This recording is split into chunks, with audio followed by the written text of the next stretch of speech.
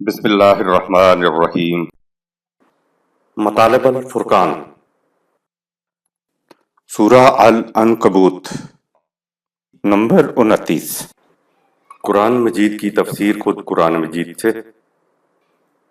از علامہ غلام احمد پرویز صاحب، اخذ و تلخیص محمد اکبر دکشت بھارتواج، نظر ثانی ڈاکٹر انعام الحق۔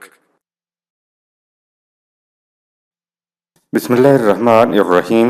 اے اللہ، میری تمام تر کوششوں کا مقصد ربوبیت عامہ کے لیے تیری صفات کو بانداز رحمانیت و رحیمیت معاشرے کے اندر ظہور میں لانا ہے۔ سورہ العنکبوت، مکی، نمبر 29۔ ابتدائیہ۔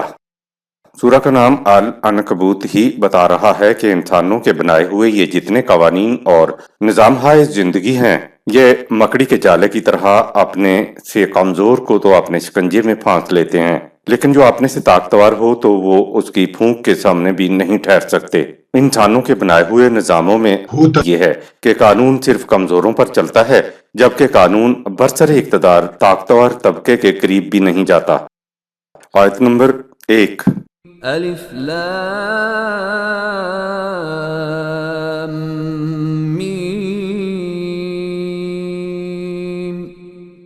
یہ الف لام میم ہے یا خدائے علیم و حکیم کا ارشاد ہے کہ آیت نمبر 2۔ احسب الناس ان يتركوا ان يقولوا آمنا وهم لا يفتنون۔ کیا لوگوں نے یہ گمان کر رکھا ہے کہ محض اتنا کہہ دینے سے کہ ہم خدا پر ایمان لائے چھوڑ دیے جائیں گے اور انہیں مصائب اور کشمکش حق و باطل کی بھٹیوں میں سے گزارا نہیں جائے گا؟ اتنا کہہ دینے سے کہ میں خدا پہ ایمان لایا جنت نہیں ملتی۔ احسب الناس ان يتركوا ان يقولوا آمنا وهم لا يفتنون۔ سورہ 29 آیت نمبر 2۔ کیا لوگ یہ سمجھے بیٹھے ہیں کہ میں خدا پر ایمان لایا کہہ دینے سے ان کو چھوڑ دیا جائے گا، اور ایسے لوگ محض اپنے ایمان کے صدقے میں جنت میں پہنچ جائیں گے؟ غور کیجئے، یہ کافروں کو نہیں بلکہ ہماری طرح ایمان لانے والوں کو مخاطب کیا جا رہا ہے۔ جنت میں جانے کے لیے این یقولوا آمنا والی بات نہیں ہے۔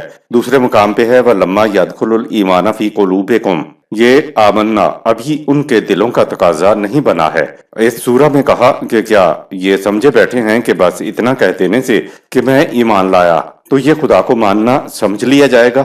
آگے ہے وَهُمْ لَا يُفْتَنُونَ، سورہ 29 آیت نمبر 2۔ ابھی تو تمہیں حق کو باطل کی کشمکش کی بھٹیوں میں سے گزارا ہی نہیں گیا ہے۔ فتن بھٹی کو کہتے ہیں۔ خام لوہے کو فولاد بنانے کے لیے اور دھات کو سونا یا کندن بنانے کے لیے کئی مرتبہ مختلف بھٹیوں میں سے گزارا جاتا ہے، تب کہیں جا کر فولاد یا سونا بنتا ہے۔ یہ جو زندگی میں حق راستے پر چلنے سے مشکلات کے ساتھ ٹکراؤ ہوتا ہے تو یہ فتن ہے۔ اس سے انسان کو پتہ چلتا ہے کہ میرے اندر ایمان کی کتنی قوت آ گئی ہے، کتنی توانائی آ گئی ہے، کتنی صلاحیت پیدا ہو گئی ہے۔ اگر ٹکراؤ نہ ہو تو انسان خود فریبی میں مبتلا رہتا ہے اور سمجھتا ہے خدا پہ ایمان لایا کہہ دینے سے جنت کا مستحق ہو گیا ہوں۔ یقولوا آمنا سے بات نہیں بنے گی۔ آمنا تو دنیا بھر کے حکمرانوں کو بتانے حاضری کہہ کر صرف ایک خدا کی محکومیت اختیار کرنا ہے۔ قرآن کریم کے متعدد مقامات میں آمنا کی تفسیر آئی ہے کہ یہ بھٹیاں کیا ہیں، کس قسم کے تصادمات ان میں ہوتے ہیں۔ آمنا کہنے کے بعد اور نظام خداوندی کے قیام سے پہلے انسان کو سب سے پہلے اپنی محنت کی کمائی کو بطور صدقات دوسروں کی نشو و نما کے لیے دینا ہوتا ہے۔ یہ دینا کیا کوئی آسان کام ہے؟ کوئی شخص بھی برضا و رغبت ایک پیسہ بھی کسی کو نہیں دینا چاہتا۔ جیب سے پیسے نکالنے کے لیے یا تو اس کو فریب دیا جاتا ہے یا سحر کیا جاتا ہے، یا مذہبی پیشوائیت سہانے خواب دکھاتی ہے، یا چھینا چھپٹا جاتا ہے، ورنہ ویسے تو کوئی نہیں دیتا۔ خیرات بھی آپ کسی کو دیتے ہیں تو بظاہر نظر آتا ہے کہ رضامندی سے آپ دے رہے ہیں، ایسا نہیں ہے۔ بھکاری آپ کے دل کے اوپر اپنا ایک اثر ڈالتا ہے اور آپ اس اثر کے تابع دے رہے ہوتے ہیں۔ یہ جو معاشرے میں مفاد خواہش پر مبنی مفادات ہوتے ہیں تو کیا ان کو آسانی سے چھوڑا جا سکتا ہے؟ کیا یہ بھٹیاں نہیں ہیں؟ اسی مضمون کے دیگر مقامات پر آیات ملاحظہ فرمائیں۔ سورہ 2 آیت 214، سورہ 9 آیت نمبر 16، سورہ نمبر 33 آیت 10-11 अहदीस की रूह से तो छोटे छोटे कामों पर भी जन्नत की बिशारत मिलती है, लेकिन कुरान उनकी तायीद नहीं करता। आयत नंबर 3। وَلَقَدْ فَتَنَّا الَّذِينَ مِن قَبْلِهِمْ فَلَيَعْلَمَنَّ اللَّهُ الَّذِينَ صَدَقُوا وَلَيَعْلَمَنَّ الْكَاذِبِينَ۔ اور ان سے پہلے لوگوں کو بھی ہم نے کشمکش حق و باطل کی بھٹیوں میں سے گزارا تاکہ معلوم ہو جائے کہ ایمان کا اقرار کرنے والوں میں سے کون اپنے دعوی ایمان میں سچے ہیں اور کون اپنے دعوی ایمان کے خلاف عمل کر کے اپنے ایمان کی تکذیب کرتے ہیں۔ خدا کو معلوم کرنے کی ضرورت نہیں، اسے سب معلوم ہے۔ ایک رائے فَلْيَعْلَمَنَّ اللَّهُ، اس رائے کی روح سے یہ ترجمہ کرنا کہ پس اللہ معلوم کرے گا بنیادی طور پر غلط ہے، کیونکہ اس سے یہ تصور ذہن میں ابھرتا ہے کہ جیسے خدا بیٹھا ہوا یہ دیکھتا رہتا ہے کہ جو حکم ہم نے دیا یہ مانتے ہیں یا نہیں۔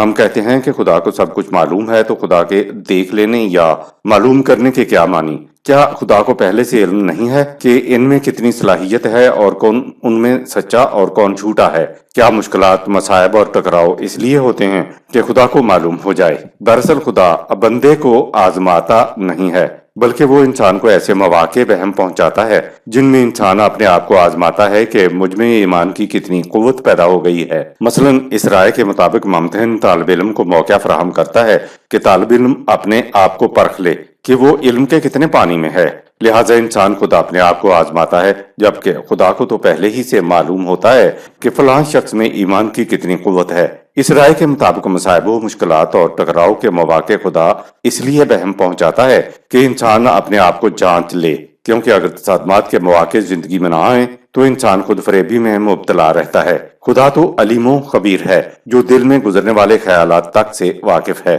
ماضی حال اور مستقبل کوئی شے ہی نہیں ہے، اس کے سامنے تو ابدی حال ہے، ہر چیز اس کے سامنے ہے۔ یہ تو ہمارے ذہن کا محدود دائرہ ہے جو صرف ماضی حال اور مستقبل کو سمجھتا ہے۔ ایک تو ہمارے ہاں کل یسٹرڈے تھا، ایک آج ٹوڈے ہے، اور ایک آنے والا کل ٹومارو ہے۔ کل ٹومارو کے متعلق کوئی نہیں جانتا کہ کل کیا ہوگا، جبکہ خدا کے لیے تو کوئی بھی کل آنے والا نہیں ہے۔ اس لیے یہ ترجمہ کرنا تاکہ خدا اس کو معلوم کر لے یا جان لے کہ کون سچا ہے اور کون جھوٹا ہے، صحیح نہیں ہے۔ ہمارے مطابق فَلْيَعْلَمَنَّ اللَّهُ سورہ 29 آیت نمبر 3 کا تعلق خدا سے نہیں ہے، بلکہ یہ انسان سے متعلق ہے۔ اس لیے ترجمہ یہ کرنا ہوگا تاکہ تم اپنے کردار سے، اپنے رد عمل سے ظاہر کر دو کہ تم میں سے کون اپنے دعوی ایمان میں سچا ہے اور کون جھوٹا ہے۔ ایمان کا دعویٰ تو سب مسلمان کرتے ہیں، اب یقولو آمنا کہنے والوں میں سے کون سچا ہے اور کون جھوٹا ہے، وہ خود تو نہیں بتائے گا کہ صاحب میں یہ کہنے میں جھوٹ بول رہا ہوں۔ قرآن کہتا ہے کہ ان میں سے کچھ سچے ہیں اور کچھ جھوٹے ہیں۔ یہ پتہ اس وقت چلے گا جب ان کو کٹھالی میں ڈالا جائے گا، ٹکراؤ ہوگا کون سچا ہے اور کون ایمان لائے ہیں۔ مثال کے طور پر پاکستان کی شہریت قبول کرنے کے بعد مملکت کے قواعد و ضوابط اور احکام و قوانین سب کو ماننا اور عمل کرنا لازمی ہو جاتا ہے۔ اگر خلاف ورزی کی جائے تو سزا ملے گی۔ خدا پر ایمان لانے کے معنی یہ ہیں کہ آپ اس کی کتاب، اس کے آئین کی محکومیت کو تسلیم کرتے ہیں اور ان پر عمل بھی کرتے ہیں، تو ایمان ہے۔ کہا یہ گیا ہے کہ تمہارے رد عمل سے، تمہارے کردار سے تم پر اس امر کی نمود ہو جائے کہ تم میں سے کون اپنے دعوی ایمان میں سچا ہے اور کون جھوٹا ہے۔ قدرت کے باوجود خدا نے انسان کے عالم امر کا علم اپنے پاس نہیں رکھا ہے۔ دوسری رائے تلخیص و اخذ کنندہ کی رائے مختلف ہے۔ خدا بھی انسانوں کو آزماتا ہے۔ بغیر اختیار و ارادہ مخلوق کے بارے میں تو خدا سب کچھ جانتا ہے، لیکن صاحب اختیار و ارادہ انسان کے متعلق قدرت رکھنے کے باوجود یہ علم خدا نے اپنے پاس خود ہی نہیں رکھا ہے کہ مختلف امکانات میں سے انسان کس کا انتخاب کرے گا۔ انتخاب کر لینے کے بعد خدا کو بھی انتخاب کے بارے میں علم ہو جاتا ہے اور خود انسان کو بھی۔ جس طرح خدا کے عالم امر کا علم انسان حاصل نہیں کر سکتا، اسی طرح خدا نے قدرت رکھنے کے باوجود انسان کے عالم امر کا علم اپنے پاس نہیں رکھا۔ اس پر تلخیص و اخذ کنندہ کی تفصیلی بحث ملاحظہ فرمائیں سورۃ البقرہ کی آیت 2/124 کے تحت، جہاں وَإِذَا يُتْلَى إِبْرَاهِيمَ سورہ 2 آیت 124 الفاظ آئے ہیں۔ آیت نمبر 4 أَمْ حَسِبَ الَّذِينَ يَعْمَلُونَ السَّيِّئَاتِ أَن يَسْبِقُونَا سَاءَ مَا يَحْكُمُونَ۔ کیا معاشرے میں ناہمواریاں پیدا کرنے والے قاذبین یہ خیال کیے بیٹھے ہیں کہ وہ ہماری گرفت سے بچ کر ہمارے قانون سے آگے نکل جائیں گے؟ کیسا برا اور خود فریبی پر مبنی فیصلہ ہے جو یہ کر رہے ہیں۔ یسبقونا کے معنی ہے کسی کو پیچھے چھوڑ جانا اور آپ اس سے آگے بڑھ جانا۔ عام طور پر میلوں ٹھیلوں میں دھکم پیل میں یہ ہوتا ہے کہ کسی کو کندھا مار کے آگے چلے جانا۔ آگے بڑھنے کے اس انداز کے لیے یہ لفظ استعمال ہوتا ہے۔ ساء ما یحکمون، یہ فیصلہ کتنا برا ہے جو یہ اپنے دل میں کیے بیٹھے ہیں، یعنی ان کا یہ سمجھنا کہ یہ خدا کے قانون کو مغلوب کر لیں گے۔ کتنا برا فیصلہ ہے۔ خدا نے تو یہ کہہ دیا کہ بغیر ایمان والے ہمارے قانون پر غالب نہیں آ سکیں گے، لیکن ہم دیکھتے ہیں کہ ایمان کے دعوے دار خدا پرستوں پر مشرک کافر دہریے ساری دنیا میں غالب آئے ہوئے ہیں۔ تو یہ کیا بات ہے؟ جواب یہ ہے کہ خدا کا قانون خدا پرستوں کی مدد نہیں کرتا، مدد کرتا ہے تو ان کی جو خدا کے قوانین کی محکومیت اختیار کرتے ہیں۔ دوسری بات یہ ہے کہ خدا کے قوانین و آئین کی بالادستی انسانوں کے ہاتھوں قائم ہوتی ہے۔ جو لوگ خدا پر ایمان کا دعویٰ کریں گے وہ خدا کی پرستش کرنے کی بجائے اس کے قوانین پر مبنی ایک نظام تشکیل دیں گے۔ پھر اس نظام خداوندی کے پیروکاروں اور غیر خداوندی نظام کے پیروکاروں کا آپس میں ٹکراؤ ہوتا ہے۔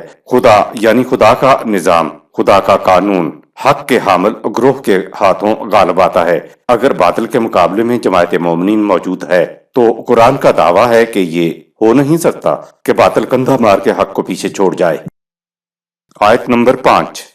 من كان يرجو لقاء الله فإن أجل الله لآت وهو السميع العليم۔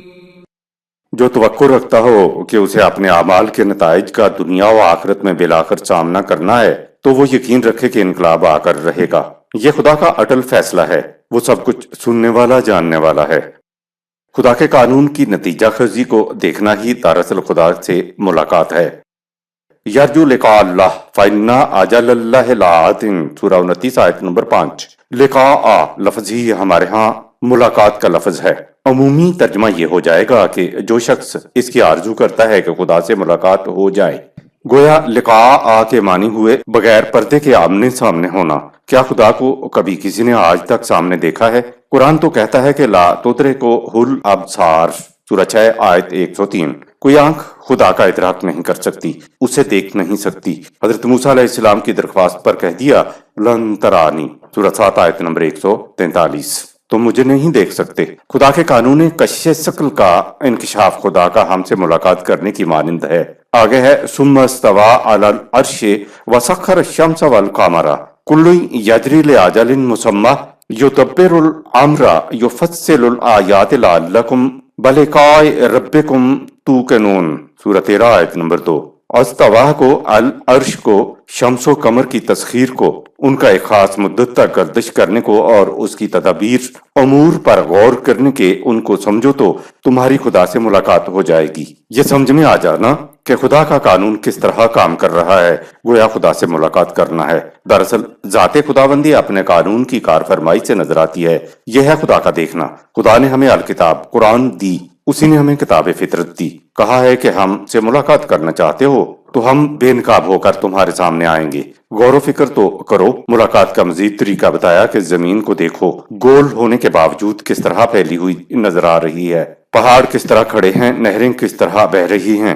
سبزیوں کو دیکھو کس طرح اگتی ہیں، پھل کیسے پیدا ہوئے، کیسے رات دن کو ڈھانپ لیتی ہے اور کس طرح دن رات کے اوپر لپٹ جاتا ہے۔ غور و فکر کرو تو تمہاری خدا سے ملاقات ہو جائے گی۔ سورہ 13 آیت نمبر 3۔ یہ معلوم کرنا کہ خدا کا قانون کس طرح کام کرتا ہے دراصل خدا سے ملاقات کرنا ہے۔ سائنس کے انکشافات تو محض 100 یا 200 سال قبل ہوئے۔ ان باتوں کو 1400 سال قبل کہہ دینا صرف خدا ہی کا کام ہے۔ اے لوگوں، خدا کی کتاب یہ اگر نہیں ہے تو پھر یہ کس کی کتاب ہے؟ کیونکہ تو 1400 سال قبل یہ باتیں کوئی انسان نہیں کہہ سکتا تھا۔ قوانین خداوندی کے نتائج کا ابھر کر سامنے آ جانا ہی خدا سے ملاقات کرنا ہے۔ آیت نمبر 6۔ ومن جاهد فإنما يجاهد لنفسه ان اللہ لغنی عن العالمین. جو نظام خداوندی کے قیام و بقا کے لیے جدوجہد کر رہے ہیں تو اس کا فائدہ خود انہی کی ذات کے لیے ہے. وہ تو ساری کائنات سے بے نیاز مستغنی ہے کہ کوئی اس کے لیے کچھ کرے. خدا کہتا ہے کہ ملاقات کے لیے جو ہم نے طریقہ بتایا ہے تو اس سے یہ نہ سمجھ لینا کہ ہمارا کوئی کام رکا ہوا ہے. نہیں، ہم تو تمام عالمین سے مستغنی ہیں. ہمارا کوئی کام نہیں رکا ہوا ہے، بلکہ لقائے رب میں رب سے ملاقات کرنے میں خود انسان کا اپنا بھلا ہے کہ یوں اس کی طبعی زندگی آسودہ ہو جائے گی اور ساتھ ساتھ اس کی ذات کی نشو و نما بھی ہو جائے گی. یہ یاد رکھنے کی بات ہے کہ خدا کا انسان پر کوئی حق نہیں ہے جسے انسان نے پورا کرنا ہو. لقائے رب یعنی قوانین خداوندی کے اطاعت انسانی معاشرے کو درست کرنے کے لیے ہے. سارے قرآن میں خدا نے اپنا حق ایک جگہ بتایا ہے اور وہ بھی بھوکوں کے لیے. یعنی جب تم فصل اٹھانے لگو حقہ یوم حصادہ تو خدا کا حق ادا کر دو. یا اللہ تو نظر نہیں آتا تو تیرا حق کس کو دیں؟ کہا متاع للمقویین، یہ بھوکوں کی متاع ہے، اس کو بھوکوں کو دے دو. قرآن کے برعکس مذہب نے حقوق اللہ کی ایک لمبی چوڑی فہرست بنا رکھی ہے. آیت نمبر 7. والذین آمنوا وعملوا الصالحات لنكفرن عنهم سیئاتهم ولنجزینهم احسن الذی كانوا یعملون.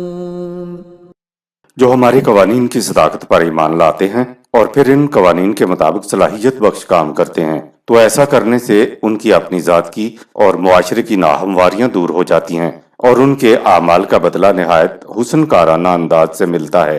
سورہ 29 آیات 5-7 میں مومنین کا ذکر ہے. قوانین خداوندی کے مطابق زندگی بسر کرنے کے 2 مقاصد خدا نے بتائے. نمبر 1، معاشرے کی ناہمواریاں مٹ جائیں گی. یہ تو منفی پہلو ہوا، کچھ حاصل تو نہ ہوا. مثبت پہلو بتایا کہ نمبر 2، سیئات ختم ہوں گی تو معاشرہ حسن ہو جائے گا. اور اس کا فطری نتیجہ یہ ہے کہ معاشرے میں ہمواریاں پیدا ہو جائیں گی. کائنات نظام میں کہیں نہ ہمواریاں نہیں ہیں. اس لیے خدا چاہتا ہے کہ انسان بھی میرے قوانین کے مطابق زندگی بسر کریں تاکہ ان کی زندگی میں ہمواریاں پیدا ہو کر ان کی زندگی بھی کائناتی نظام کے ساتھ ہم آہنگ ہو جائے. آیت نمبر 8. وَوَصَّيْنَا الْإِنسَانَ بِوَالِدَيْهِ حُسْنًا وَإِن جَاهَدَاكَ لِتُشْرِكَ بِي مَا لَيْسَ لَكَ بِهِ عِلْمٌ فَلَا تُطِعْهُمَا إِلَيَّ مَرْجِعُكُمْ فَأُنَبِّئُكُم بِمَا كُنتُمْ تَعْمَلُونَ. اور ہم نے انسان کو ماں باپ کے متعلق یہی حکم دیا ہے کہ ان کے ساتھ نیک سلوک کر، لیکن اگر وہ تم پر زور ڈالیں کہ تم خدا کے اقتدار و اختیار میں اوروں کو بھی شریک ٹھہراؤ جن کو تو غیر جانبدار علم کی روح سے نہیں جانتا تو ان کی بات مت مان. سورہ 31 آیات 14-15. تم ہر معاملہ میں خدا کے سامنے جواب دہ ہو، وہی تمہیں یہ بتائے گا کہ تم نے جو کچھ کیا ہے اس کا نتیجہ کیا ہے. والدین کی طرف سے غلط عقائد ذہنوں میں ڈال دیے جاتے ہیں جن کی اطاعت ضروری نہیں. بچے کے خیالات، اس کے عقائد، اس کے نظریات اس وقت مرتب ہوتے ہیں جب یہ ماں کی گود میں ہوتا ہے اور گھٹنوں چل رہا ہوتا ہے. جس ماحول میں بچہ پرورش پاتا ہے اسی ماحول کے خیالات لے کر وہ بڑا ہوتا ہے. اس عمر کے لیے قرآن نے کہا ما لیس لک بہ علم، سورہ 29 آیت نمبر 8. یہ وہ عمر ہے جس میں ہنوز تمہیں غیر جانبدار علم حاصل نہیں ہوتا، یعنی ماحول کی باتیں تمہارے ذہن میں ہوتی ہیں. ایک خدا کی اطاعت والے خیالات تو اس بچے کے ذہن میں ہوں گے جس خوش نصیب کی پرورش توحیدی گھرانے میں ہو. آج تو سیاست کے میدان میں ارباب اقتدار کی اور شریعت کے میدان میں ارباب شریعت کی اطاعت ہوتی ہے. آج دنیا میں کہیں بھی چلے جائیں آخر میں اطاعت کی بات قرآن پہ نہیں بلکہ ایک انسان پہ جا کر رکے گی. یہ انسانی بچے کی ما لیس لک بہ علم، سورہ 29 آیت 8 والی کیفیت ہوتی ہے. اس دور میں ماحول سے سنی سنائی باتیں اس کا علم ہوتا ہے. ماحول کی باتیں ذہن کے اندر راسخ ہو جاتی ہیں اور ماحول کے عقائد پختہ ہو جاتے ہیں. بچپن میں تو پرورش کا تقاضا ہے کہ بچہ ماں باپ کی ہدایت کے مطابق چلے، لیکن جوان ہونے پر ما لیس لک بہ علم، سورہ 29 آیت نمبر 8 والی کیفیت پر چلنے کی ضرورت نہیں ہے، کیونکہ بچپن کے خیالات اور عقائد العلم یعنی غیر جانبدار علم کے مطابق نہیں ہوتے۔ کہا کہ جب تم جوان ہو جاؤ تو والدین کے ڈالے ہوئے ذہن میں خیالات پر تم نہ چلو بلکہ العلم وحی کی تعلیم کے مطابق عمل کرو۔ جوانی میں اگر والدین بھی العلم وحی کی تعلیم کے خلاف شرک کرنے کو کہیں تو ان کی بات نہ مانو، لیکن ان کو جھڑکو نہیں، کیونکہ یہ ہمدردی کے قابل ہوتے ہیں۔ شرک کرنے کے لیے کہتے ہیں تو یہ اپنے بچپن کے خیالات کی روح سے ایسا کہتے ہیں۔ دوسری بات یہ ہے کہ بڑھاپے کی وجہ سے ان کی ذہنی صلاحیتوں میں بھی کمی واقع ہو گئی ہوتی ہے، اسی لیے قرآن نے والدین کی اطاعت کا حکم نہ دیا، البتہ ان کا احترام کرنے کا حکم دیا ہے۔ آیت نمبر 9۔ والذین آمنوا وعملوا الصالحات لندخلنهم فی الصالحین۔ جو لوگ بلا شرک قوانین خداوندی پر ایمان لائیں گے اور ان قوانین کے مطابق صلاحیت بخش کام کریں گے تو ہم انہیں ان لوگوں کے زمرے میں داخل کر لیں گے جن کی صلاحیتیں نشو و نما پا چکی ہیں۔ الصالحین وہ لوگ جن کی ذات کی صلاحیتیں بڑھ چکی ہوں۔ آیت نمبر 10۔ وَمِنَ النَّاسِ مَن يَقُولُ آمَنَّا بِاللَّهِ فَإِذَا أُوذِيَ فِي اللَّهِ جَعَلَ فِتْنَةَ النَّاسِ كَعَذَابِ اللَّهِ فَإِذَا أُوذِيَ فِي اللَّهِ جَعَلَ فِتْنَةَ النَّاسِ كَعَذَابِ اللَّهِ وَلَئِن جَاءَ نَصْرٌ مِّن رَّبِّكَ لَيَقُولُنَّ إِنَّا كُنَّا مَعَكُمْ أَوَلَيْسَ اللَّهُ بِأَعْلَمَ بِمَا فِي صُدُورِ الْعَالَمِينَ۔ اور لوگوں میں ایسے بھی منافقین ہیں جو زبانی تو دعویٰ کرتے ہیں کہ ہم خدا پہ ایمان رکھتے ہیں، لیکن جب نظام خداوندی کے قیام و بقا کی جد و جہد میں انہیں مخالفین کی طرف سے کوئی تکلیف پہنچتی ہے تو اس تکلیف کو وہ خدا کی عذاب کی مانند سمجھ بیٹھتے ہیں اور مومنین کا ساتھ دینے پر پچھتاتے پھرتے ہیں۔ لیکن اگر تمہیں خدا کی طرف سے فتح و کامرانی حاصل ہو جائے تو یہ سب سے آگے بڑھ کر کہتے ہیں کہ ہم تو دل و جان کے ساتھ تمہارے ساتھ ہیں۔ کیا لوگوں کے دلوں میں جو کچھ ہے اللہ اس سے اچھی طرح باخبر نہیں ہے؟ آیت نمبر 11۔ وَلَيَعْلَمَنَّ اللَّهُ الَّذِينَ آمَنُوا وَلَيَعْلَمَنَّ الْمُنَافِقِينَ۔ اور اللہ حق و باطل کی کشمکش کے ذریعے مومنین اور منافقین کو الگ الگ کر کے رہے گا یا جان کے رہے گا۔ اللہ کی خود اختیار کردہ علمی محدودیت پر بحث سورۃ البقرہ کی آیت 3 کے تحت گزر چکی ہے۔ آیت نمبر 12۔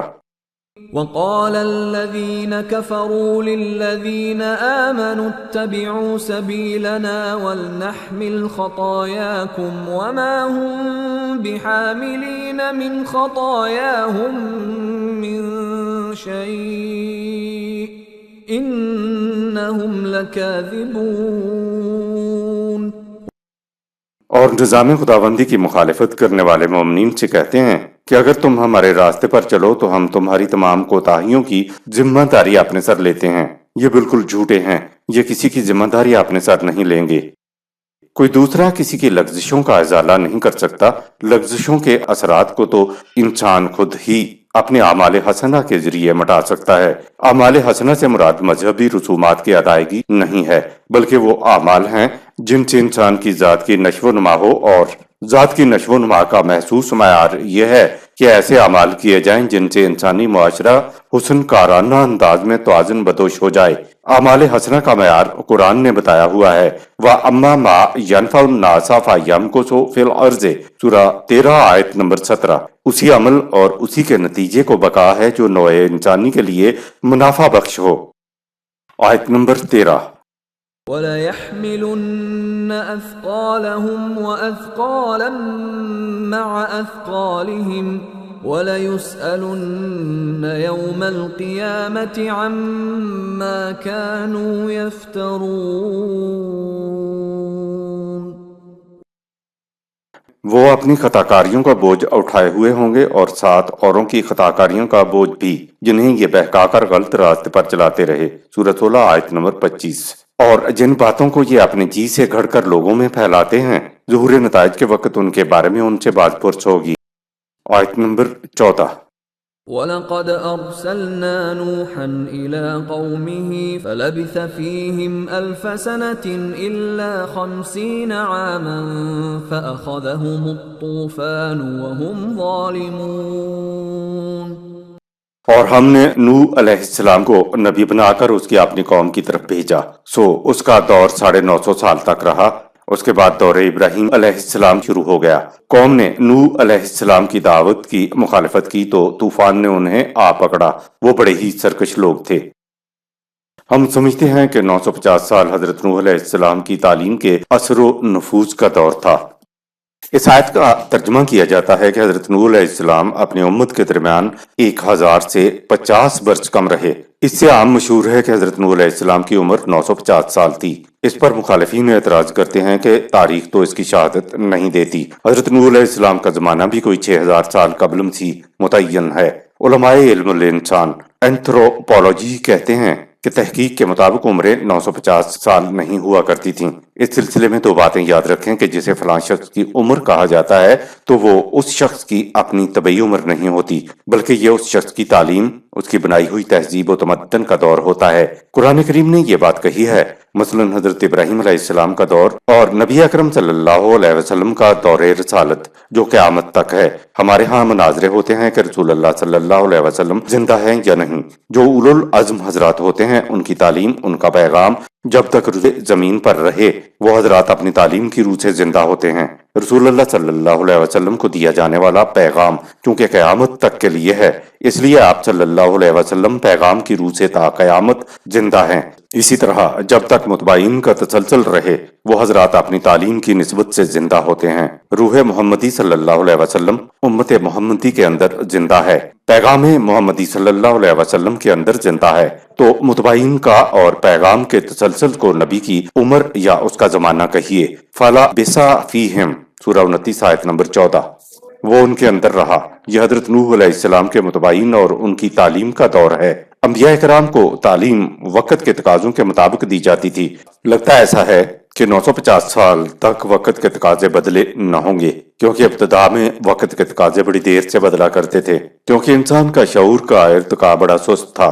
پھر اور انبیاء آئے جن کو بدلے زمانے کے تقاضوں کے مطابق تعلیم دی گئی، جو حضرت نوح علیہ السلام کے دور سے مختلف ہوگی۔ وقت گزرتا گیا اور زمانے کے تقاضوں کے مطابق وہی انبیاء کرام کو ملتی رہی، یہاں تک کہ حضرت ابراہیم علیہ السلام کا دور آ گیا اور پھر محمد صلی اللہ علیہ وسلم کا دور آ گیا۔ لہٰذا لگتا ایسا ہے کہ 950 سال حضرت نوح علیہ السلام کی تعلیم کی عمر ہے جو لوگوں کے درمیان رہی۔ حضرت نوح علیہ السلام کے دور کے آخر میں حضرت ابراہیم علیہ السلام کے دور کا آغاز ہوا اور حضرت ابراہیم علیہ السلام کے دور کے بعد محمد صلی اللہ علیہ وسلم کے دور کا آغاز ہوا۔ قرآن نے سلسلہ انبیاء کرام کی ساری کڑیوں کو چھوڑ کر سورہ 29 آیت 16 میں حضرت نوح علیہ السلام کے بعد حضرت ابراہیم علیہ السلام کا ذکر کیا ہے، تو 950 سال حضرت نوح علیہ السلام کا دور یا ان کی تعلیم کا زمانہ ہے۔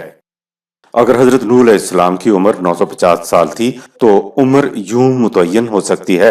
حضرت نوح علیہ السلام کی عمر واقعی 950 سال سمجھی جائے تو ایک بڑا عجیب نقطہ اس آیت میں آیا ہے، وہ ہے الفا سنتن اور اللہ 50 عامن سورہ 29 آیت نمبر 14۔ سال میں 4 فصلوں میں سے ہر فصل کو عربی میں ایک سنتن کہتے ہیں، تو الفا سنتن کے معنی ہوئے 1000 فصلیں یعنی 250 سال۔ عربی زبان میں عامن پورے سال کو کہتے ہیں، تو اللہ 50 عامن کے معنی ہوئے 50 سال کم۔ 1000 فصلوں کے 250 سال ہو گئے اور 250 سے 50 سال کم کیے جائیں تو حضرت نوح علیہ السلام کی طبعی عمر اس نقطے کے لحاظ سے 200 سال بنی، اور اتنی عمر ممکن ہے۔ غور کریں کہ حضرت نوح علیہ السلام کی عمر 1000 فصلوں 250 سال سے 50 سال کم بتائی گئی ہے، یعنی ان کے درمیان رہنے کی مدت 1000 فصل بتائی گئی ہیں اور کم کرنے کے لیے 50 سال کہے گئے ہیں، لہذا عمر 200 سال ہوئی۔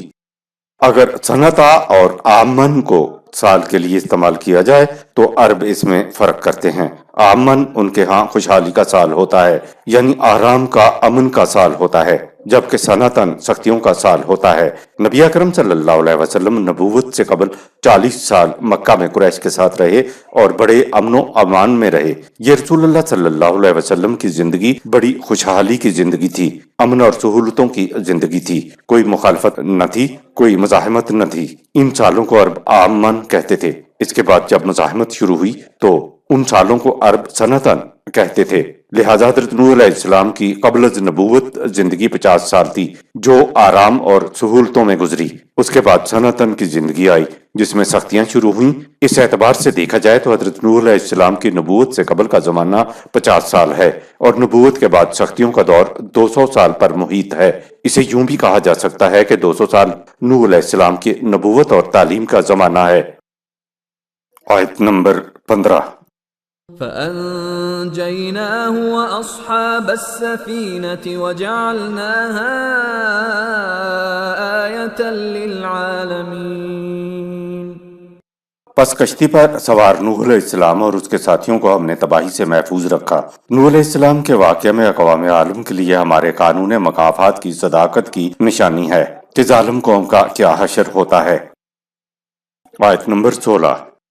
وإبراهيم إذ قال لقومه اعبدوا الله واتقوه ذلكم خير لكم إن كنتم تعلمون और इसी तरह इब्राहिम अलैहिस्सलाम की भी दास्तान है कि जब उसने अपनी कौम से कहा कि तुम कवानीन खुदाबंदी की अताअत करो और उनकी खिलाफ वर्जी के तबाहकुन नताइज से बचो। अगर तुम इल्म बसीरत से काम लो तो कवानीन खुदाबंदी की अताअत में तुम्हारी अपनी ही बेहतरी पोशीदा है। एबुदुल्लाह उम्मी तर्जमा तो यही है कि अल्लाह की परस्तश किया करो। कुरान करीम के लफ्ज का तर्जमा जरा सा बदल दीजिए तो मफहूम में जमीन व आसमान का फर्क पड़ जाता है। एबुदुल्लाह का तर्जमा खुदा की परस्तश किया तो दीन इस्लाम, मजहब इस्लाम में तब्दील हो गया, जिससे मकासद बदल गए, जिंदगी के मारूफ बदल गए। एबुदुल्लाह का कुरानी मफहूम है अल्लाह के कवानीन की अताअत व महकूमियत इख्तियार करो। इस मफहूम से निज़ाम खुदाबंदी के अहकाम की अताअत अबादत खुदाबंदी है, जिसे कोई नहीं करने देता। अबादत खुदाबंदी की अदायगी के लिए तो कवानीन खुदाबंदी के मुताबिक एक निज़ाम कायम करना होता है, फिर निज़ाम के अहकामात बजा लाना खुदा की इबादत कहलाती है। वत्तकू हो के मानी है कि कवानीन खुदाबंदी की नाफरमानी से, उनकी अदम अताअत से, उनकी खिलाफ वर्जी से जो मुज़र नतीजा निकलेगा उससे खाइफ रहना। अंबिया इकराम की दास्तानें कुरान करीम के मुख्तलिफ मकामात पर फैली हुई हैं। इन सब मकामात को इकट्ठा करके हर नबी की दास्तान मरबूत अंदाज में अल्लामा परवेज साहब ने अपनी जिंदगी ही में मरतब कर दी थी। जो हजरात अंबिया इकराम की मरबूत दास्तान जानना चाहें उनके लिए किताब जुए नूर और शोला मस्तूर मुतालिया में मुफीद रहेंगी। आयत नंबर 17।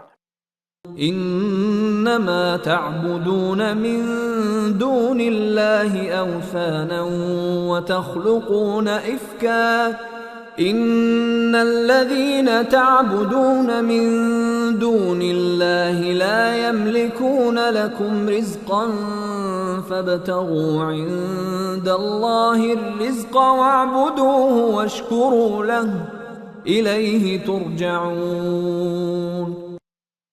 इब्राहिम अलैहिस्सलाम ने कहा, तुम खुदा के कवानीन की अताअत को छोड़कर बुतों की परस्तिश करते हो, फिर उनके मतलब झूठे अफसाने वज़ा करके अकीदतमंदों के दरमियान फैलाते हो। हालांकि खुदा की अताअत करने की बजाय जिनकी तुम परस्तिश करते हो वो तुम्हें रिज्क देने का इख्तियार नहीं रखते। बस तुम कवानीन खुदाबंदी के मुताबिक रिज्क की तलबो तलाश करो और खुदा के कवानीन की अताअत करो, और रिज्क मिलने पर बदरगाह रब्बुल इज्जत सपास शुक्र गुजारी करो। याद रखो, अमाल के नताइज का सामना करने के लिए तुम्हारा हर कदम उसी की तरफ उठ रहा है। ताबुदूना और आबुदू के अल्फाज जब कुफार के बारे में आएंगे तो उनसे मुराद उनकी मुरवजा परस्तश होगी, और जब ये अल्फाज मोमिनीन के लिए आएंगे तो मुराद होगा कवानीन खुदाबंदी की अताअत करना। बुतों की महकूमियत और अताअत नहीं की जा सकती क्योंकि वो तो कुछ कहते ही नहीं। बुतों की तो परस्तश ही की जा सकती है। औसानन यानी वसन के मानी है हर वो शय जो जामद होकर रह जाए, इसमें हरकत न रहे, वो आगे न बढ़े और उसमें जमूद हो तो उसको वसन कहते हैं। पत्थर की मूर्ति एक जगह जमी रहती है, इसलिए मजाजी तौर पर वसन का तर्जमा बुत कर लिया गया, वरना बुत उस लफ्ज के बुनियादी मानी नहीं है। اس کے بنیادی معنی جمود کے ہیں۔ وسن کی مزید وضاحت۔ ملت اسلامیہ 1000 سال سے عملی طور پر اپنے وسن کا ثبوت فراہم کر رہی ہے۔ اگر 1000 سال پہلے جو کچھ انسانوں نے کہا تھا اس کی اطاعت کی جائے گی تو یہ وسن نہیں تو اور کیا ہے۔ پھر اس پہ فخر کیا جاتا ہے کہ سلف صالحین کا اتباع کیا جا رہا ہے۔ ٹھیک ہے، سلف صالحین نے اپنے زمانے کے تقاضوں کے مطابق کچھ تمدنی قوانین بنائے، وہ زمانے کے لیے ٹھیک ہوں گے، ان کا احترام ہمارے دل میں ہے، لیکن 1000 سال گزرنے پر بھی انہی کے نفاذ پر اصرار کرنا کیا وسن نہیں ہے؟ فقہ کے معنی تو ہیں ہی غور و فکر کرنے کے۔ 1000 سال کے پہلے فقہ کے قوانین انسانوں کے غور و فکر کا نتیجہ تھے۔ اپنے زمانے میں ان قوانین نے بہتر نتائج دیے ہوں گے، لیکن 1000 سال بعد انہی کے نفاذ پر بضد ہونا وسن ہے، جمود ہے، بت پرستی ہے۔ کہا جاتا ہے کہ جیسا اسلاف نے کیا ہمیں بھی ویسا ہی کرنا ہوگا۔ غنیمت ہے کہ ہم 1000 سال پہلے تک جا کر رک گئے، ورنہ جو انسان غاروں میں رہتے تھے تو کیا وہ ہمارے اسلاف نہیں تھے؟ ان کا اتباع کیوں نہیں کیا جاتا؟ غاروں میں کیوں نہیں رہا جاتا؟ زندگی میں ہر آن ایک ارتقائی تغیر ہوتا رہتا ہے، مردہ اپنے مقام پہ ویسے کا ویسا ہی رہتا ہے۔ اگر مردے کو حنوط یعنی ممی کر دیا جائے تو اس کی شکل و صورت ویسی ہی رہتی ہے۔ 1000 سال پہلے کے جتنے بھی یہ مسالک اور قوانین ہیں ان کی شکل و صورت تو دین کے قانون جیسی ہوتی ہے، لیکن وہ ممی شدہ لاشیں ہوتی ہیں، ان میں حرکت ہی نہیں ہوتی۔ رسول اللہ صلی اللہ علیہ وسلم سے یہ حدیث منسوب ہے کہ من استوى یومہ فہو مغمون، جس کا کل اور آج ایک جیسے ہیں، آگے نہیں بڑھا تو سمجھ لیجئے کہ وہ تباہ ہو گیا، یعنی برابر بھی ہو تو بھی تباہی ہے۔ جس قوم کی زندگی 1000 سال سے متواتر ایک جیسی چلی آ رہی ہو تو تباہی تو ان کی موجودہ حالت سے سامنے دکھائی دیتی ہے۔ جنت کی کہانی اقبال کی زبانی، یعنی انسان کی زندگی میں وسن کسی مقام پر بھی نہیں آتا۔ علامہ اقبال کے پیام مشرق سے فارسی کے اشعار کا نیچے ترجمہ پیش کیا جاتا ہے جو جنت کی حور سے مکالمہ ہے۔ یہ مکالمہ ظاہر کرتا ہے کہ جمود انسان کے لیے موت ہے۔ اقبال جنت میں جا پہنچا تو حور نے کہا کہ تم عجیب جنتی ہو، تمہارا کسی چیز میں دل ہی نہیں لگتا، تم تو مائل ہی نہیں ہوتے، کہیں ٹک کر نہیں بیٹھتے، کوئی باتیں نہیں کرتے، نہ شراب کی طرف آتے ہو، نہ میرے ساتھ بات کرتے ہو، نہ راہ و رسم جانتے ہو، تم کیسے انسان ہو؟ اقبال کہتا ہے کہ تو سچ کہہ رہی ہے، لیکن میں بھی کیا کروں کہ میری فطرت ایک مقام پہ کھڑا ہونا پسند نہیں کرتی۔ باغ میں جب باد صبا آتی ہے تو وہ پھولوں کا منہ چوم کر وہیں رک نہیں جاتی، وہ تو لالا پھول کے چمن سے سرسراتی ہوئی نکل جاتی ہے۔ میں باد صبا کی طرح بے قرار رہتا ہوں کیونکہ میرا دل صبر کرنے والا نہیں ہے، میں تو ایک مقام سے دوسرے مقام پہ جانے کے لیے مجبور ہوں۔ آگے اقبال کہتا ہے کہ کسی بہت اچھے خوبرو حسن و رعنائیوں کے مجسمے پہ میری نظر پڑتی ہے تو نگاہ کہتی ہے کہ تھوڑا سا رک جاؤں، لیکن دل تڑپ اٹھتا ہے اور کہتا ہے کہ نہیں، اس سے بھی کوئی زیادہ حسین ہونی چاہیے۔ آگے ہے وہ حسین کسی مقام پہ کیوں نہ ہو، وہ آفتاب جیسی بلندی پہ ہی کیوں نہ ہو، اگر میں رک گیا تو میری موت ہے، میری تڑپ کی وہ منزل ہے کہ جس کی کوئی حد ہی نہیں ہے۔ آگے ہے میں لیلا کے محمل کے پیچھے پیچھے چلا جا رہا ہوں تو بڑا مزہ آ رہا ہے، اگر دوڑ کر محمل کو ہاتھ لگا دیا اور پکڑ لیا تو معاملہ ختم، یعنی زندگی میں لذت ختم۔ لذت تو یہ ہے کہ اس کے پیچھے تڑپتے تڑپتے ہوئے چلیے اور ہاتھ نہ لگائیے۔ زندگی کے اندر کوئی منزل نہیں، زندگی کے اندر کوئی قرار نہیں ہے۔ آگے کہتا ہے کہ میں نے اپنے سامنے وہ منزل رکھ لی ہے جس کی کوئی حد نہیں ہے، سیدھی سی بات ہے کہ میری زندگی تو اسی تڑپ اور مسافرت میں گزرے گی۔ اگر ہاتھ نہیں پہنچتا، اس کو پکڑا نہیں جاتا تو اس سے نا امیدی پیدا ہو جائے گی کہ صاحب میں تو اس تک پہنچ ہی نہیں سکتا۔ نا امیدی کا علاج یہ ہے کہ میں اپنی بے قرار نگاہ اور امید رکھنے والے دل کے ساتھ ہوں۔ علامہ صاحب آگے کہتے ہیں کہ تیری ہمیشہ کی جنت میں قیام سے عاشقوں کا دل زندہ نہیں رہتا، مر جاتا ہے۔ اسے تو یوں سمجھ کہ ایک ہی جیسی زندگی اور بور ہونے والی زندگی تو موت ہے، نہ یہاں کوئی درد بھری صدا سنائی دیتی ہے، نہ یہاں عشق یا فراق کا غم ہے، اور نہ کوئی اس غم کو بانٹنے والا ہے۔ اس لیے اے حور، میں تیری ایسی جنت میں تیرے ساتھ نہیں رہ سکتا۔ مغربی فلاسفر مسٹر وائٹ ہیڈ کے وسن کے متعلق خیالات۔ مغرب کے فلاسفر وائٹ ہیڈ نے بت پرستی وسن کی تعریف یہ کی ہے، مروجہ خداؤں پر مطمئن ہو کے بیٹھ جانے کو بت پرستی کہتے ہیں۔ آپ نے دیکھا کہ وسن کا ترجمہ اس نے جمود کہا ہے۔ وہ مزید کہتا ہے کہ یہی کافی نہیں کہ تم ماضی کے قصیدے پڑھتے رہو کہ اسلاف نے یہ کیا، اگر تم ماضی کے کارناموں کی ستائش کرتے چلے گئے تو اس کا نتیجہ خیالات اور جذبات کو دبا دینا ہوگا، تمہاری حریت فکر آگے نہیں جا سکے گی۔ اسلاف کے قصیدے پڑھنے سے زوال آمادہ رجحانات کی پرورش ہوتی ہے کہ پیچھے کی طرف چلو۔ جو ہی آپ نے پیچھے کی طرف جانا شروع کیا تو یہی زوال ہے۔ وہ مزید کہتا ہے کہ ماضی کے جن کارناموں کو آپ نے درخشندہ سمجھ لیا ہے، اگر انہیں ہی دہراتے چلے گئے تو تم آگے نہیں بڑھ سکتے۔ یعنی جن درخشندہ کارناموں کو آپ نے تکمیل، پرفیکشن سمجھ لیا ہے تو اس کے بعد تم کچھ نہیں کر سکتے۔ وہ کہتا ہے کہ کائنات میں یا تو عروج ہوگا یا زوال ہوگا، ایک مقام کے اوپر کھڑا ہوا نہیں جا سکتا، اور یہ کہ زندگی ایک مقام پہ کھڑی نہیں رہ سکتی۔ وہ کہتا ہے کہ بزم خواہش کسی شے کا تکمیل تک پہنچ جانا سمجھ کر اس کو گلے سے لگا لینا فطرت کے خلاف اعلان جنگ ہے۔ وہ مزید کہتا ہے کہ آئیڈیاز کو محسوس شکل میں پیش کرنے کے لیے محسوس فارمز کی ضرورت ہوتی ہے، جنہیں رسم و رواج اور شعائر کہا جاتا ہے۔ اگر شعائر کسی زمانے میں تکمیل تک پہنچ گئے ہوں، یعنی انہوں نے اچھے نتائج دیے ہوں، اور پھر اگلے زمانوں میں ان کو تم اسی طرح آگے بڑھاتے ہو، تو فریب میں مت رہیے، کیونکہ ان شعائر میں جو قوت اس زمانے میں تھی اگلے زمانوں میں باقی نہیں رہتی، پھر وہ محض تکرار، ریپیٹیشن بن کے رہ جاتے ہیں۔ جبکہ ترقی یا ارتقاء تکرار کا نام نہیں ہے بلکہ آگے بڑھنے کا نام ہے۔ دین کے حقائق کسی ایک دور میں جن شکلوں میں نمود ہوئے تھے ان کو دہراتے چلے جانا تکرار ہے، ایک دائرے میں چلنا ہے، جبکہ قرآن کریم نے تو آگے بڑھنے کے لیے صراط مستقیم بتایا ہے۔ فلاسفر وائٹ ہیڈ مزید کہتا ہے کہ اسلاف کے جن کارناموں کو درخشندہ کہا جاتا ہے وہ وہی ہیں جنہوں نے اپنے ماضی سے بڑھ کر کچھ کیا۔ آج اپنے اسلاف سے اپنے ماضی سے بڑھ کر جو کارنامے کریں گے تو وہ مستقبل میں آنے والی نسلوں کے لیے درخشندہ کارنامے ہوں گے۔ اگر یوں ہر نسل اپنے ماضی سے بڑھ کر کارنامے کرے گی تو یہ ارتقاء ہوگا، ترقی ہوگی، زندگی کا آگے بڑھنا ہوگا۔ پیچھے کوئی درخشندہ عہد ہوتا ہے جس سے مقابلہ کر کے معلوم ہوتا ہے کہ ہم آگے بڑھ رہے ہیں، یا تنزلی کا شکار ہیں، یا ہم تکرار کا شکار ہو گئے ہیں۔ وہ کہتا ہے کہ اگر ماضی کا علم تمہارے اندر آگے بڑھنے کے لیے کوئی رمق پیدا نہیں کرتا تو یہ ایسی حالت ہے جس میں آپ نے ماضی کے پیغام کی قدر و قیمت کو ختم کر کے رکھ دیا ہے۔ ہم کہتے ہیں بخاری نے یہ کہا، مسلم میں یہ آیا ہے، امام راضی نے یہ کہا، بیضاوی نے یہ فرمایا، اور ابن کثیر نے یہ کہا ہے۔ یہ سارے ماضی کے بلا حرکت علم، passive knowledge of the past ہیں۔ یہ لائبریرین کی طرح کا علم ہے کہ فلاں کتاب میں یہ لکھا ہے، اسے علم کہتے ہیں بلکہ معلومات کہتے ہیں۔ وہ کہتا ہے کہ جس ماضی کے علم سے آپ میں آگے بڑھنے کا جذبہ پیدا نہ ہو تو یہ ماضی کے پیغام کی قدر و قیمت کو ضائع کر دینا ہے۔ قارئین کرام، امت مسلمہ میں ماضی کے پیغام کی قدر و قیمت ضائع ہو گئی ہے۔ وہ کہتا ہے کہ ماضی کی ایک زندہ تہذیب کے علم کی بھی ضرورت ہے، لیکن جسے تہذیب کہتے ہیں وہ ماضی کی معلومات سے آگے کی چیز ہوتی ہے۔ آپ نے دیکھا کہ خالص عقل و بصیرت کے زور پر یہ لوگ کیا حقائق بیان کرتے ہیں، اور ان کی قومیں ان کے انکار کی روشنی لے کر آگے بڑھ رہی ہیں۔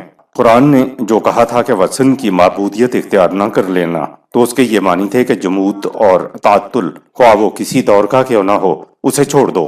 وائٹ ہیڈ کہتا ہے کہ یہ قطعاً ناکافی ہے کہ انسان یہ دیکھے کہ زمانہ سابقہ میں کون کون سی اچھی باتیں کی گئیں اور کون کون سے اچھے کام کیے گئے۔ اس اسلوب زندگی کا نتیجہ یہ ہوتا ہے کہ زندگی جامت بن جاتی ہے، فطری صلاحیتیں دب جاتی ہیں اور دل کو پستی کی طرف جانے کی عادت پڑ جاتی ہے۔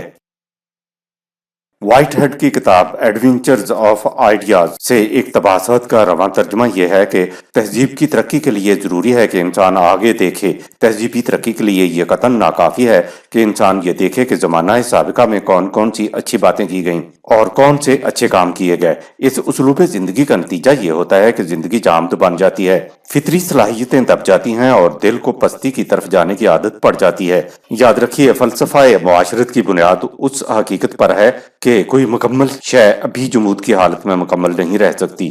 یہ اصول تمام اشیاء فطرت کی جڑوں میں کار فرما ہے۔ انسان کے سامنے دو ہی راستے ہیں، آگے بڑھو یا پیچھے ہٹو۔ ایک مقام پر کھڑے رہنا روح کائنات سے جنگ کرنا ہے۔ جو آگے نہیں بڑھ رہا سمجھ لیجئے کہ وہ پیچھے ہٹ رہا ہے۔ زندگی کے فرسودہ پیکروں کو گلے لگائے رکھنا تنزلی و تسفل ہے۔ ایسی زندگی دن تو پورے کر دیتی ہے لیکن کچھ پھل نہیں لا سکتی۔ اس میں تہذیب کی نمائش تو رہ جاتی ہے لیکن اس کی حقیقت باقی نہیں رہتی۔ جو تہذیب ہمت کر کے آگے نہیں بڑھتی وہ تباہ ہو جاتی ہے۔ ماضی کی عظمت کو بھی وہی صحیح طور پر پہچان سکتا ہے جس کا مستقبل روشن ہو۔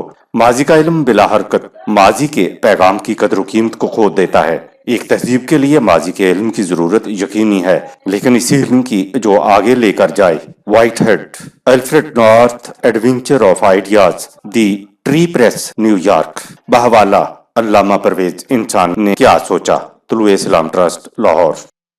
صدیوں سے سوچ کے میدان میں امت مسلمہ پر وطن جیسے جمود کی حالت طاری ہے۔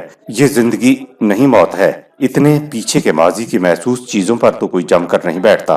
آپ آج کی سہولتوں یعنی بس، کار اور ہوائی جہاز استعمال کرتے ہیں، اور کوئی گدھے پر سوار ہو کر سفر نہیں کرنا چاہتا، لیکن فکری طور پر مذہب کی دنیا میں آپ ان رسوم و مناسک کے اندر گدھے، گھوڑے اور اونٹ کے اوپر سوار ہونے میں ثواب سمجھتے ہیں۔ ہر جمعے کے خطبے میں وَكُلُّ بِدْعَةٍ ضَلَالَةٌ وَكُلُّ ضَلَالَةٍ فِي النَّارِ، ہر نئی چیز گمراہی ہے اور ہر گمراہی جہنم میں لے جائے گی۔ مذہب پرست قوم زندگی کی دوڑ میں یا تو سب سے آخر میں ہوتی ہے یا وہ ختم ہو جاتی ہے، کیونکہ فطرت کے تھپیڑے بڑے سخت ہوتے ہیں۔ بڑی بڑی اقوام جنہوں نے اوثان کو، جمود کو نہیں چھوڑا، وہ یا تو ایک مقام پہ کھڑی رہ گئیں یا صفائے ہستی سے مٹ گئیں۔ آیت نمبر 18۔ وَإِن تُكَذِّبُوا فَقَدْ كَذَّبَ أُمَمٌ مِّن قَبْلِكُمْ وَمَا عَلَى الرَّسُولِ إِلَّا الْبَلَاغُ الْمُبِينُ۔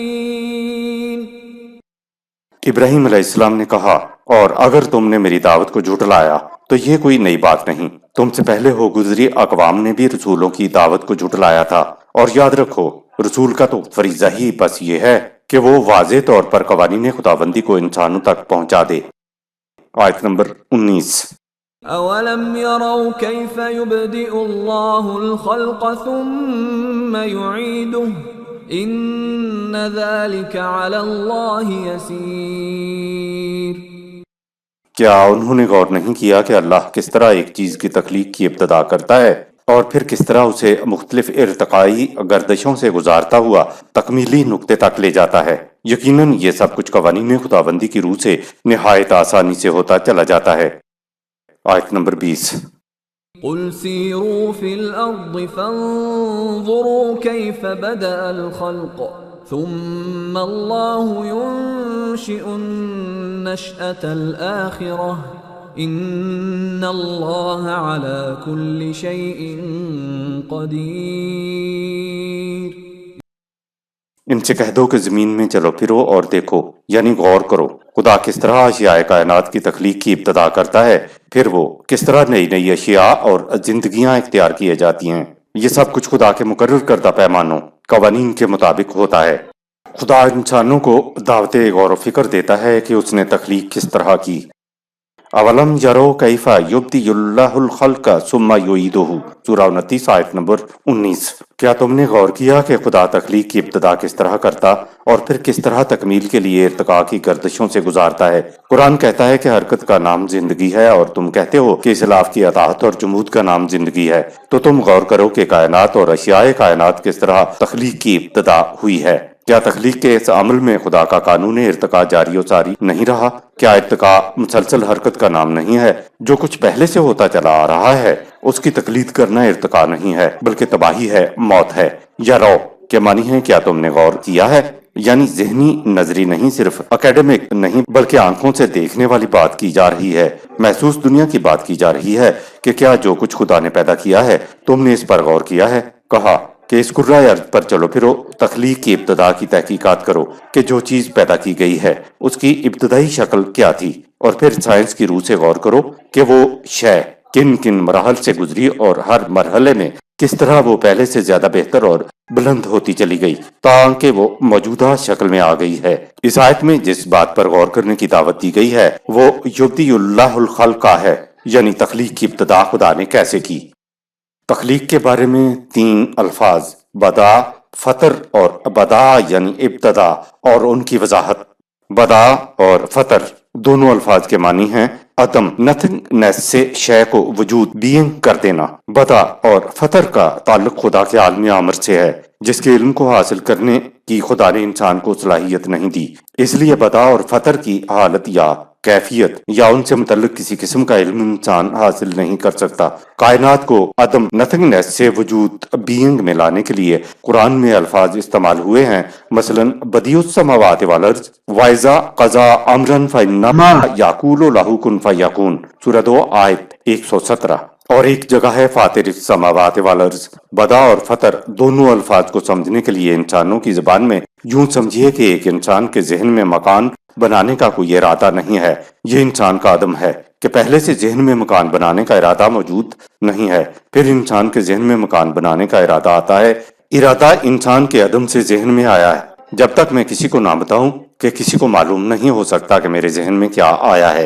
मैं अपने जहन में मकान के डिजाइन की प्लानिंग करता हूं, तो मेरी प्लानिंग भी अगर किसी को ना बताऊं तो किसी के इल्म में नहीं आती। अदम से जहन में मकान बनाने का इरादा आना, मकान बनाने के इरादे को डिजाइन में ढालना बदा और फतर के मराहल हैं, जिसको समझने के लिए यूं समझो कि ये इंसान का आलम अमर से है, जिसके मुतल्लिक इंसान किसी को ना बताए तो कोई जान नहीं सकता। बदा और फतर का ताल्लुक खुदा के आलम अमर से है, जिसकी कैफियत को समझने के लिए कोई जबान नहीं है। इसलिए ना तो खुदा ने इसका इल्म इंसान को दिया है और ना ही इसका इल्म हासिल करने की सलाहियत इंसान को दी है। खुदा के आलम अमर को अंग्रेजी में डायरेक्टिव एनर्जी ऑफ गॉड कहते हैं। बदा और फतर के मरहले में अशिया डायरेक्शंस के मरहले में होती हैं। डायरेक्शन के मरहले में भी कुछ ना कुछ गैर महसूस अंदाज में हो रहा होता है, जो बदा और फतर ही का मरहला है। यह खुदा का आलम अमर है।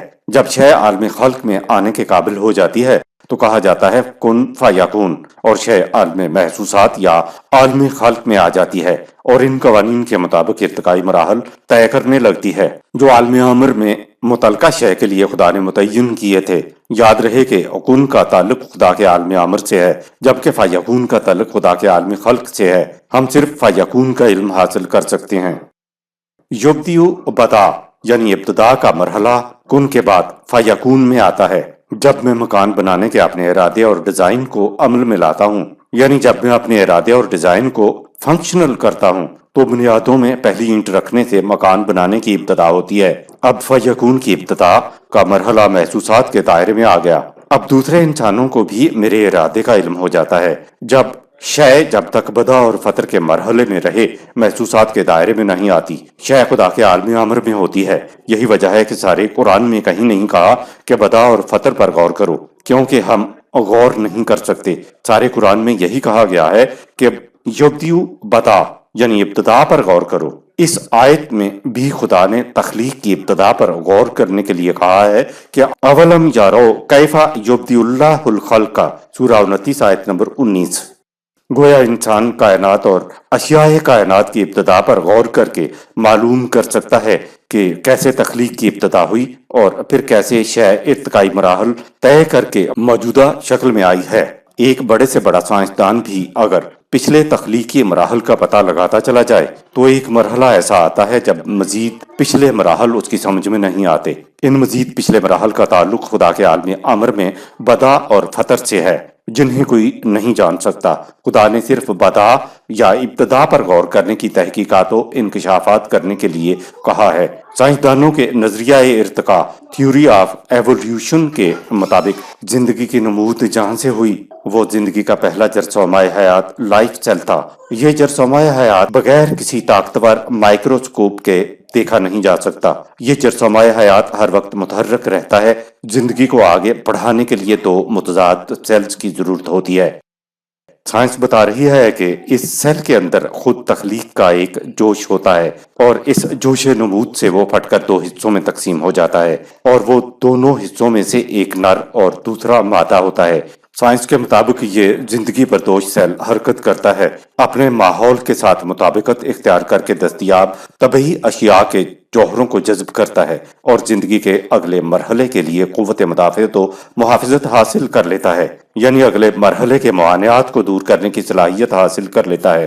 तो जिंदगी के बुलंद मगर बेहतर मरहले मुस्तौदा में चला जाता है। जिंदगी यूं कानून इर्तिका के मुताबिक आगे बढ़ती चली गई। जो नौ अगले मरहले के मुआनियात को दूर करने की कुव्वत अपने अंदर पैदा न कर सकी वो असीम हो गई, यानी थक के पीछे रह गई। जिस नौ में सिर्फ जिंदा रहने की सलाहियत थी वो जिंदा तो रही, लेकिन आगे बढ़ने की सलाहियत वो हासिल न कर सकी, तो वो तकरार रेपिटेशन करने लगी। मसलन हैवानात और नबातात हजारों लाखों सालों से इआदा रेपिटेशन कर रहे हैं। ये जहीम या जहन्नम में हैं, लेकिन उनको अपने जहन्नम का शऊर नहीं है।